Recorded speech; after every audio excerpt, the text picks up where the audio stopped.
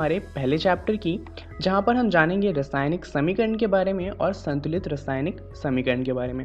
ये इसका पहला भाग है और इसके टोटल 2 भाग होने वाले हैं। चलिए शुरुआत करते हैं रासायनिक बदलाव को समझते हुए। जैसा कि आप जानते हैं, किसी चीज़ में जंग लगना या दूध का दही में बदल जाना या फिर खाना बनना, इन सब में रासायनिक बदलाव हो रहे हैं। तो इन सब परिस्थितियों में प्रारंभिक में वस्तु कुछ और थी और बाद में कुछ और बन गई। इसे ही कहा जाता है रासायनिक बदलाव। चलिए एक बार डेफिनेशन देख लेते हैं। जब कोई रासायनिक परिवर्तन होता है तो हम कह सकते हैं कि एक रासायनिक अभिक्रिया हुई है। अब इसका क्या मतलब है, चलिए समझते हैं कि रासायनिक अभिक्रिया का वास्तविक अर्थ होता क्या है। रासायनिक अभिक्रिया में एक या अधिक पदार्थ आपस में अंतरक्रिया करके क्या है, एक या एक से ज़्यादा चीज़ें मिलेंगी और उससे कोई दूसरी चीज़ बनेगी जिसके रासायनिक गुण अलग होंगे। अगर ऐसा कुछ हो रहा है तो हम कह सकते हैं कि रासायनिक अभिक्रिया हुई है। इसके उदाहरण में आप लिख सकते हैं कुछ चीज़ें, जैसे कि लोहे पे जंग लगना या फिर दूध का क्रीम में बदल जाना या फिर खाने का पकना। हमारा जो एनसीईआरटी है वो बहुत ज़्यादा फोकस करता है इस वाली अभिक्रिया पर, जो है मैग्नीशियम रिबन का मैग्नीशियम ऑक्साइड में परिवर्तन। यहाँ पे हम करते क्या हैं, मैग्नीशियम रिबन को जलाते हैं और उससे क्या होता है, वो ऑक्सीजन के साथ अभिक्रिया करके मैग्नीशियम ऑक्साइड बना लेता है। तो ये जो रिएक्शन है ये थोड़ी इंपॉर्टेंट है।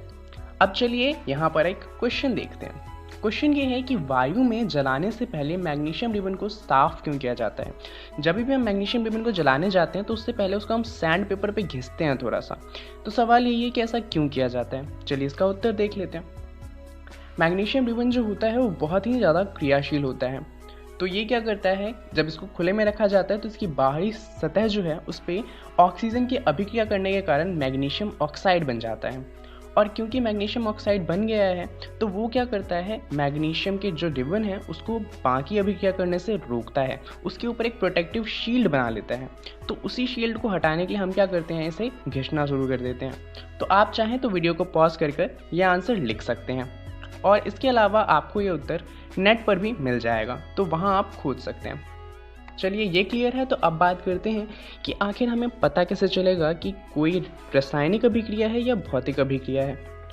तो इसके लिए क्या है कि रासायनिक प्रतिक्रिया के कुछ संकेत होते हैं। अब ये संकेत क्या हैं, ये आपको बहुत अच्छे से याद रखने हैं। सबसे पहला संकेत है अवस्था में परिवर्तन। अगर कोई तत्व है जिसकी अवस्था बदल जाती है, इसका मतलब क्या है कि वहाँ पर रासायनिक अभिक्रिया हुई है। जैसे कि कोई चीज़ ठोस में थी वो द्रव में बदल गई, या द्रव में थी उससे गैस में बदल गई, या गैस से वापस ठोस बन गई। तो ये सारी की सारी जो अभिक्रिया होती हैं वो रासायनिक बदलाव है। दूसरा होता है रंग में परिवर्तन। अगर किसी दो चीज़ों को मिलाने से कोई तीसरा रंग बन जाता है, तो यहाँ पर अगर ऐसा रंग में परिवर्तन हुआ है, इसका मतलब यहाँ पर रासायनिक अभिक्रिया हुई है। तीसरा है गैस का निकास या उत्सर्जन। किसी चीज़ों को मिलाने की वजह से किसी चीज़ में से कोई गैस निकलने लगती है तो भी वहाँ पर रासायनिक अभिक्रिया हुई है। और चौथा है तापमान में परिवर्तन। अगर आपने दो चीज़ें मिलाई और अचानक से उसका तापमान बढ़ गया, इसका मतलब वहाँ भी रासायनिक अभिक्रिया हुई है। ये जो 4 पॉइंट है ये हमें बताते हैं कि रासायनिक अभिक्रिया हुई है या नहीं है। इनमें से कोई सी भी एक चीज़ हो, इसका मतलब वहाँ पर रासायनिक अभिक्रिया हो रही है। अगर ये नहीं है तो उसका मतलब ये है कि वो सिर्फ एक भौतिक अभिक्रिया है। अगर इतना क्लियर है तो चलिए अब बात करते हैं रासायनिक समीकरण की। अभी हमने बात करी मैग्नीशियम रिबन के ऑक्सीजन में जलने की। तो यहाँ पर हो क्या रहा है, मैग्नीशियम है और ऑक्सीजन है, दोनों जब मिलते हैं तो उससे क्या बनता है, मैग्नीशियम ऑक्साइड। तो इस तरीके से जो इसको लिखा जाता है इसे कहा जाता है शब्द समीकरण। इसका मतलब क्या है, यहाँ पर हमने जितने भी शब्द थे उनको थोड़ा सा मैथ्स यूज़ करके लगा दिया। मैग्नीशियम और ऑक्सीजन मिले थे तो बीच में डाल दिया प्लस का सिंबल, और उससे जो चीज़ बनी थी मैग्नीशियम ऑक्साइड उसको एक एरो लगाकर दिखा दिया। इस तरीके से अगर किसी रासायनिक समीकरण को दिखाया जाए तो उसे कहा जाता है शब्द समीकरण। चलिए अब बात करते हैं रासायनिक समीकरण को कैसे लिखें। किसी रासायनिक अभिक्रिया के प्रतीकात्मक निरूपण को रासायनिक समीकरण कहते हैं। अब इसका क्या मतलब है, जैसे कि हम जानते हैं हमने सारे जो एलिमेंट हैं हमारे पास उन सबको एक छोटा सिंबल दे रखा है। जैसे कि ऑक्सीजन के लिए हम O लिखते हैं, सोडियम के लिए Na, लिथियम के लिए Li एंड सो ऑन। तो हम क्या करेंगे, ये जो हम लंबे लंबे नाम अभी तक लिख रहे थे, मैग्नीशियम, ऑक्सीजन, मैग्नीशियम ऑक्साइड, इनकी जगह हम वो जो सिंबल हमने बना रखे हैं वो लिखेंगे। इससे क्या होगा कि हमारी जो अभिक्रिया है वो बहुत छोटे से एरिया में लिखी जा सकती है। चलिए देखते हैं ऐसा हम कैसे करेंगे। किसी भी रासायनिक अभिक्रिया में दो चीज़ें होती हैं। पहला तो होता है अभिकारक और दूसरा होता है उत्पाद। अभिकारक वो चीज़ें होती हैं जिनसे मिलकर अभिक्रिया हुई है, और उत्पाद वो होता है जो अभिक्रिया होने के बाद बनता है। तो जितनी भी अभिकारक हैं उनको हम लिखते हैं बाईं ओर, और जितने भी उत्पाद हैं उन्हें लिखा जाता है दाईं ओर। अब अगर एक से ज़्यादा अभिकारक हैं तो उनके बीच में हम लगाते हैं प्लस का सिंबल। ऐसे ही उत्पाद अगर एक से ज़्यादा बने हैं तो उनके बीच में भी लगता है प्लस का सिंबल। और एक हम लगाते हैं एरो, यानी कि तीर का निशान। वो क्या दर्शाता है? अभिक्रिया की दिशा को। अभिकारक से उत्पाद की तरफ अभिक्रिया की दिशा होती है, क्योंकि अभिकारक उत्पाद में बदल रहा है। तो तीर जो होता है वो अभिकारक से उत्पाद की तरफ जाता है। अब यहाँ पर सवाल किस तरह से आ सकते हैं? आपको एक रिटन स्टेटमेंट दिया होगा कि कोई सा चीज़ है जो किसी के साथ अभिक्रिया करके कुछ और बना देता है, और उनसे बोला जाएगा कि इसको रासायनिक समीकरण में लिखो। उदाहरण के लिए चलिए एक इस तरीके का सवाल देख लेते हैं। लोहा जल के साथ प्रतिक्रिया कर रहा है और लोहे ऑक्साइड में परिवर्तित हो रहा है, तो इसे हमें रासायनिक समीकरण के रूप में दिखाना है। अब जो लोहा है उसका इंग्लिश में नाम होता है आयरन, परंतु हम इसे आई से रिप्रेजेंट ना कर Fe से रिप्रेजेंट करते हैं, क्योंकि इसका साइंटिफिक नाम फेरस या फेरम होता है। अब जो Fe है हमारा, ये किसके साथ अभिक्रिया कर रहा है? जल के साथ। तो जल का सिंबल क्या होता है? H2O।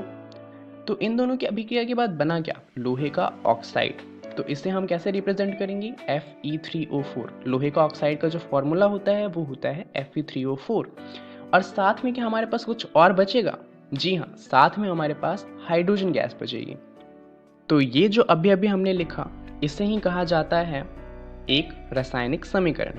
अब चलिए, अगर आपको ये क्लियर हो गया है तो कुछ सवाल हैं जिसे आपको खुद करना है। इसका सॉल्यूशन आपको यहाँ पर नहीं मिलेगा, खुद ट्राई कीजिए, और अगर आपसे नहीं होता तो आप नेट पर देख सकते हैं या फिर अपने टीचर से इसके बारे में पूछ सकते हैं। परंतु पहले खुद ट्राई कीजिएगा इसे सॉल्व करने का। क्वेश्चंस को नोट कर लीजिए। होपफुली आपने नोट कर लिया होगा। चलिए अब बात करते हैं संतुलित रासायनिक समीकरण के महत्व की। अब संतुलित रासायनिक समीकरण का क्या मतलब है? चलिए समझते हैं कि आखिर संतुलित रासायनिक समीकरण होता क्या है और इसकी ज़रूरत क्या है। दरअसल द्रव्यमान के संरक्षण का एक नियम है जो कहता है कि जो भी रासायनिक अभिक्रिया है उसमें ना तो द्रव्यमान का निर्माण हो सकता है और ना ही विनाश। परंतु अगर हम अपने इस अभिक्रिया को देखें तो हमारे पास एक फेरस का एटम है, और अभिक्रिया के उत्पाद में देखें तो यहाँ पर 3 फेरस के एटम हैं। इसका मतलब क्या है कि अभिक्रिया में 2 नए फेरस के एटम अपने आप बन गए। तो अगर हम द्रव्यमान के संरक्षण के नियम को फॉलो करें तो उस हिसाब से हमारा जो रासायनिक समीकरण है वो गलत हो जाता है। तो इसी समीकरण को सही करने के लिए हमें इसे संतुलित करना ज़रूरी हो जाता है। तो संतुलित करने का क्या मतलब है? चलिए समझते हैं कि इसका मतलब है क्या। किसी भी रासायनिक अभिक्रिया के उत्पाद तत्वों का कुल द्रव्यमान अभिकारक तत्वों के कुल द्रव्यमान के बराबर होना चाहिए। यानी कि जो अभिक्रिया हुई उससे पहले जितना द्रव्यमान था और अभिक्रिया के बाद जितना द्रव्यमान है वो दोनों बराबर होना चाहिए। तो चलिए समझते हैं ऐसा हम कैसे कर सकते हैं। दरअसल हम क्या नहीं कर सकते वो ये है कि हम तत्वों के रासायनिक सूत्र को नहीं बदल सकते। जैसे कि हमारे पास जो हमारी अभिक्रिया है उसमें Fe पहले सिर्फ 1 है, तो यहाँ पर सबसे सिंपल तरीका होगा Fe के नीचे जाकर 3 लिख दें और अभिक्रिया बराबर हो जाएगी। परंतु हम ऐसा नहीं कर सकते, तो हम क्या करेंगे? सबसे पहले प्रत्येक सूत्र जो है उसको चारों ओर बॉक्स बना लेंगे। तो आपको जो ये बबल दिख रहे हैं इसके अंदर आप कुछ भी नहीं बदल सकते। आप बस क्या कर सकते हैं कि बबल के बाहर कोई नंबर लेके उससे इसको गुना कर सकते हैं। तो आपको सिर्फ इतना करना है। चलिए समझते हैं कि किस नंबर को, किस फॉर्मूले को किससे गुना करना है और ये कैसे करना है। हमें क्या करना है कि सबसे पहले असंतुलित समीकरण में उपस्थित विभिन्न तत्वों के परमाणुओं की संख्या की एक सूची बना लेनी है। ये हमारी अभिक्रिया है। यहाँ पर अगर हम देखें तो लेफ्ट हैंड साइड पे एक फेरस का एटम है, एक ऑक्सीजन का एटम है और 2 हाइड्रोजन के एटम है। वहीं पर अगर हम दाईं तरफ देखें यानी कि RHS में तो 3 फेरस के एटम है, 4 ऑक्सीजन का एटम है और 2 हाइड्रोजन के एटम है। अब हमें ये जो दोनों हैं LHS और RHS, इन दोनों को बराबर करना है। चलिए समझते हैं कि कैसे होगा। सबसे पहले क्या करना है, सुविधा के लिए सबसे अधिक परमाणु वाले यौगिक को सबसे पहले संतुलित कीजिए। उदाहरण के लिए हमारा जो ये रासायनिक समीकरण है इसमें सबसे ज़्यादा क्या है? सबसे बड़ा नंबर है 4, जो कि है ऑक्सीजन के पास। तो सबसे पहले हम क्या करेंगे? ऑक्सीजन को बैलेंस करेंगे। कैसे? चलिए देखते हैं। ये हमारा टेबल है। यहाँ पर हम ऑक्सीजन को 4 से गुना करेंगे तो वो बैलेंस हो जाएगा। राइट हैंड साइड पे 4 लिखा हुआ है और लेफ्ट हैंड साइड पे 1। तो 1 को 4 बनाने के लिए क्या कर सकते हैं, 4 से गुना। तो हम यही करेंगे। राइट हैंड साइड पे जो हमारा 4 है उस तरीके से लेफ्ट हैंड साइड पे जो H2O जहाँ पर O है उसे 4 से गुना कर देंगे। जैसे ही आप इसे 4 से गुना करेंगे क्या होगा, जो हमारा लेफ्ट हैंड साइड है वहाँ पर 4 ऑक्सीजन के आइटम हो जाएंगे, परंतु हाइड्रोजन भी है इसके साथ, तो यहाँ पर हाइड्रोजन भी बदलेगा। और क्योंकि यहाँ पर 2 हाइड्रोजन है तो 4 से गुना होने के बाद वो कितना हो जाएगा, 8। तो यहाँ पर LHS में 4 ऑक्सीजन के आइटम हो गए और 8 हाइड्रोजन के आइटम। क्या ये टेबल बराबर है? नहीं, अभी भी यहाँ पर क्या चीज़ें बराबर नहीं है, एक तो हमारा Fe बराबर नहीं है और एक हाइड्रोजन बराबर नहीं है। तो चलिए उसे बराबर करते हैं। सबसे पहले Fe को बराबर करते हैं। कैसे होगा, RHS में 3 है और LHS में 1, तो LHS को 3 से गुना कर दीजिए। जैसे ही हम ऐसा करेंगे क्या होगा, हमारा Fe भी बराबर हो जाएगा। अब सिर्फ एक चीज़ है जो बराबर नहीं है और वो है हाइड्रोजन। LHS में 8 हैं और RHS में सिर्फ 2 हैं, तो 2 को 8 बनाने के लिए क्या करना है, 4 से गुना। तो हाइड्रोजन को 4 से हम गुना कर सकते हैं। जैसे ही हम उसको 4 से गुना करेंगे ये 2 बन जाएगा 8, और अब आप देखेंगे LHS और RHS दोनों बराबर हो चुके हैं। तो यहाँ पर जो हमारा समीकरण है उसके तीर के निशान के दोनों ओर जितने भी तत्व हैं वो बराबर हैं। तो हम ये कह सकते हैं कि जो हमारा समीकरण है अब वो संतुलित हो चुका है। अब चलिए एक बात को जानते हैं कि रासायनिक समीकरण को और अधिक सूचनापूर्ण कैसे बनाया जा सकता है। दरअसल हम चाहते हैं कि जो हमने एक अभिक्रिया लिखी है वो बहुत कम एरिया में लिखें बट वो बहुत सारी चीज़ें बता दें। तो इसी के लिए हम क्या करते हैं, हम एक और चीज़ का इस्तेमाल करते हैं, वो है अधिक सूचनापूर्ण बनाने के लिए हम अभिकारकों तथा उत्पादों के रासायनिक सूत्र के साथ उनकी भौतिक अवस्था को भी दर्शाते हैं। कैसे करते हैं चलिए समझते हैं। गैस के लिए हम ब्रैकेट में लिखते हैं G, द्रव के लिए L, जलीय के लिए AQ जो कि एक्वस होता है, और ठोस के लिए S। तो करना क्या है आपको, जो भी आपने अभिक्रिया लिखी है उस समीकरण में जो भी चीज़ जिस फॉर्म में है उसके आगे ब्रैकेट लगाकर वो लिख दीजिए। अब कई बार हम क्या करते हैं, हम इसको और ज़्यादा इन्फॉर्मेशन बनाने के लिए कभी कभी अभिक्रियाओं की परिस्थितियाँ जो होती हैं जैसे कि ताप, दाब, उत्प्रेरक आदि को तीर के निशान के ऊपर दर्शाते हैं। उदाहरण के लिए अगर हम बात करें कार्बन मोनोऑक्साइड की अभिक्रिया हाइड्रोजन गैस के साथ, तो जब ये अभिक्रिया होती है तो हमारे पास बचता है CH3OH। इस अभिक्रिया के लिए 340 ATM का दाब चाहिए होता है। तो हम क्या करेंगे, ये जो तीर का निशान बना है इसके ऊपर लिख देंगे 340 ATM। तो जो भी इस अभिक्रिया को देखेगा उसे पता चल जाएगा कि यह अभिक्रिया करने के लिए उसे 340 ATM का दाब बनाना पड़ेगा। तो इस तरीके से हम अपनी अभिक्रिया को बहुत ज़्यादा इंफॉर्मेटिव बना सकते हैं। चलिए अब देखते हैं कि इस वीडियो में हमने क्या क्या जान लिया है।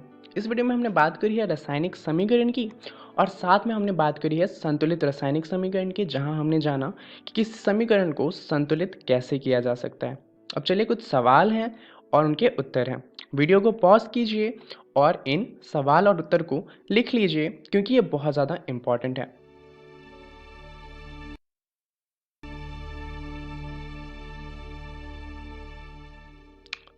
ये हमारा दूसरा सवाल है।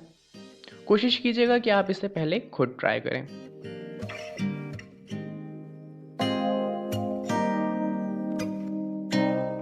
चलिए बात करते हैं कि अगली वीडियो में हम क्या जानने वाले हैं। इसके 2 भाग हैं जैसा कि हमने पहले ही